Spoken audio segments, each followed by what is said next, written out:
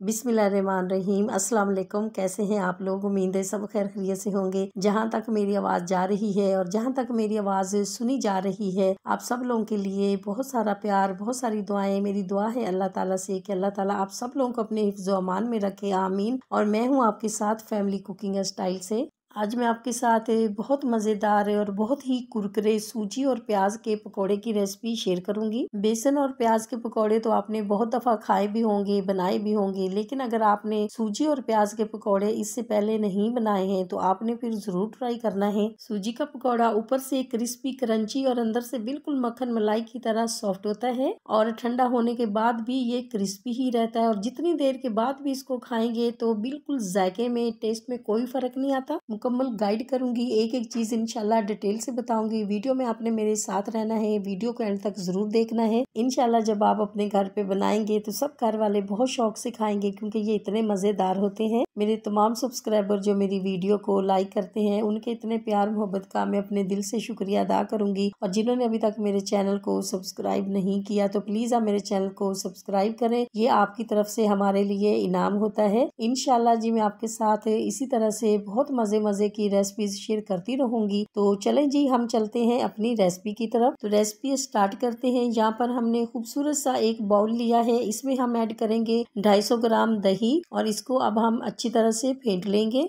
दही हमने मीठा वाला लिया है। आप भी जब अपने घर पे बनाएं तो आपने भी मीठा वाला दही लेना है, खट्टा दही नहीं लेना है। तो दही को हमने अच्छी तरह से फेंट लिया है। तो अब हम इसमें ऐड करेंगे 250 ग्राम सूजी। हमने जो सूजी ऐड की है ये बारीक वाली है। अगर आपके पास बारीक वाली हो तो फिर तो सही है, अगर मोटी वाली हो तो आप मिक्सर में आप उसको अच्छी तरह से ग्राइंड कर सकते हैं। दही और सूजी को हमने अच्छी तरह से मिक्स कर लिया है। तो अब हम इसमें ऐड करेंगे प्याज। प्याज लिए हमने 2 अदद। प्याज ऐड करने के बाद अब हम इसमें ऐड करेंगे धनिया। धनिया लिया हमने 4 टेबल स्पून और ग्रीन मिर्ची चॉप की हुई हमने ली है 3 अदद। ग्रीन मिर्ची कम ज्यादा आप अपनी मर्जी से ऐड कर सकते हैं। अब हम इसमें ऐड करेंगे 1 टीस्पून कुटी हुई मिर्ची, हाफ टी स्पून नमक, 1 टीस्पून ही हम इसमें ऐड करेंगे धनिया और थोड़ा सा हम इसमें ऐड करेंगे बेकिंग सोडा।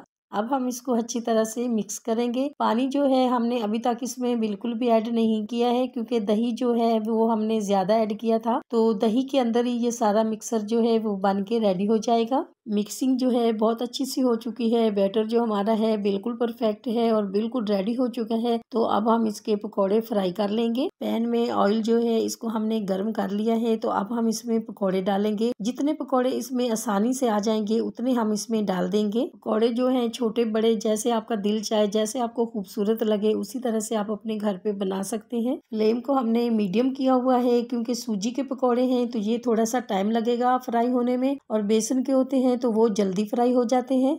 इसी दौरान आपसे छोटी सी रिक्वेस्ट है, अगर आप चैनल पे नए हैं और अभी तक आपने मेरे चैनल को सब्सक्राइब नहीं किया तो प्लीज़ आप मेरे चैनल को सब्सक्राइब करें। ये आपकी तरफ से हमारे लिए इनाम होता है। मेरे तमाम सब्सक्राइबर जो मेरी फैमिली बन चुके हैं और जैसे जैसे हमारी फैमिली बढ़ती जा रही हमें बहुत अच्छा लग रहा है। हमारा दिल चाहता है कि हम आपके साथ बहुत मज़े की बहुत अच्छी रेसिपीज शेयर करें। और अगर आप पहले से ही मेरे चैनल को सब्सक्राइब कर चुके हैं तो आपका बहुत शुक्रिया। पकौड़े हमारे बिल्कुल रेडी हो चुके हैं। तो बस अब हम इनको निकाल लेंगे। इतना प्यारा सा खूबसूरत सा गोल्डन सा कलर आया है और इतनी प्यारी सी खुशबू भी आ रही है। आप भी जब अपने घर पे मेरी रेसिपी से स्टेप बाय स्टेप ये पकौड़े बनाएंगे तो आपके भी सूजी के पकौड़े इसी तरह से बहुत खूबसूरत और बहुत मज़ेदार बन के रेडी होंगे। तो अब हम आपको फाइनल लुक दिखाएंगे। आपको अगर ये मेरी सूजी के पकौड़ों की रेसिपी अच्छी लगी है तो मेरी वीडियो को लाइक और मेरे चैनल को सब्सक्राइब करना नहीं भूलिएगा। दोस्तों और रिश्तेदारों के साथ भी शेयर किया करें। अपना बहुत ख्याल रखा करें, दुआओं में मुझे भी याद रखा करें। इंशाल्लाह अब आपसे मुलाकात होगी एक नई रेसिपी के साथ। जब तक के लिए मैं चाहती हूँ आपसे इजाज़त। मेरी दुआ है अल्लाह ताला से आप सब लोगों के लिए, आप सब लोग जहाँ पर भी रहें हैप्पी रहें, हेल्दी रहें, खुश रहें। अल्लाह हाफिज़।